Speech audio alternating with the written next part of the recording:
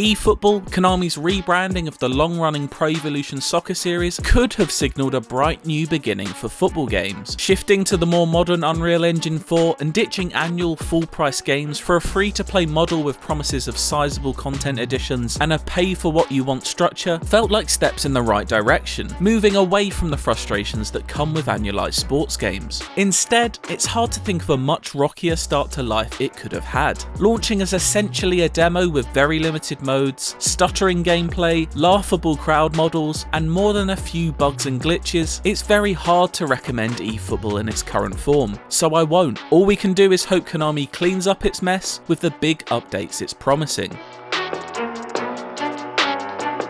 eFootball was launched with two main modes, one offline and one online. The former is your standard exhibition match, where you get to play as 9 different teams from Europe and South America. This is a good place to get to grips with eFootball's gameplay, but very quickly loses its appeal due to the limited number of clubs on offer and the minimal stakes attached to each match. Also, bafflingly, only the regular and superstar AI difficulties are currently available, with every other option greyed out and unselectable. Have these just not been programmed yet? Naturally, I found myself spending more time with the online mode as a result. With currently no way to play against friends, the only way to matchmake is through the challenge event mode, which sounds a lot more exciting than it is. One major difference between the online and offline modes is that over 200 teams are available to pick from when online, making it even more confusing as to why the selection is so limited in offline friendlies. There's a catch though. Although there's a huge number of options available online, you won't have room to experiment with them due to your team being locked in for the whole 10-day event once you've picked them. Online servers have been an issue as well, with one in-game notification informing me that known issues currently include both matchmaking not being able to find opponents and matches failing to conclude properly, so even if you could start, you may not be able to finish. Some of this could be forgiven if the on-pitch action was regularly engaging and fundamentally fun to play. It is not. While not feeling a million miles away from the PES of old, it's also nowhere near the peak of its powers. Matches often descend into wars of attrition in which unresponsive players fail to pick the ball up if it's outside their 6-inch radius, and what should be zippy, short passes in reality become long, drawn-out affairs. It's all just so slow. Everything from pacey wingers running like they're wearing 10-ton boots, to attempted whipped crosses floating in the air towards grateful goalkeepers. Once in a blue moon, a moment of magic will emerge though, to remind you of the joys past Konami football games have brought. These are all too infrequent though, and feel more like anomalies when compared to the average skills of the AI on show. It's not just the players who fail to distinguish themselves in this regard, but the referees too. What is and isn't deemed a foul is wildly inconsistent from one tackle to the next. It really doesn't make a whole lot of sense, and is something that needs to be addressed pretty quickly before it can suck any remaining enjoyment that can be had out of eFootball. Then there's the things that look like they should be fouls, mainly because people's arms appear to be popping out of their sockets, but are in fact glitches. A particularly amusing one is the faces some players pull when performing celebrations, which really does push the limits on how wide the human mouth can believably open. From the ugly to the beautiful though,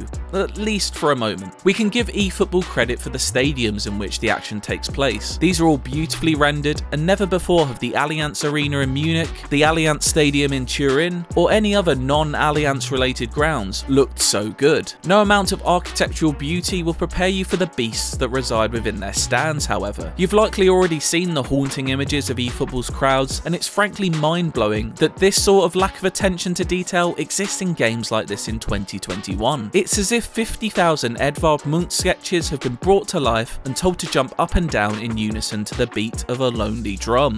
Then there are the player models, which, to be completely fair, some of which do look quite good. There are a couple of exceptions though, namely an unflattering depiction of Harry Maguire, who bears more than a striking resemblance to a bulked up Waluigi. eFootball is off to a very slow and unimpressive start then. Only time will tell how much different it will look in a month's or 6 months' time, but the omens are already there when it comes to the microtransactions. Currently available in the store is a pre-order for a premium player pack, costing the not insignificant sum of £32.99 or $39.99. This contains premium in-game currency plus 6 chance deals, effectively loot boxes, for the creative team mode, which doesn't even even have a release date yet. Any hopes that going free to play may have been a positive move towards being consumer friendly may well turn out to be wishful thinking then. But before we even get around to dissecting all of that, eFootball has a lot of work left to do on the pitch to make people actually want to play it in the first place. For more football, why not check out our review of FIFA 22, and for everything else, stick with IGN.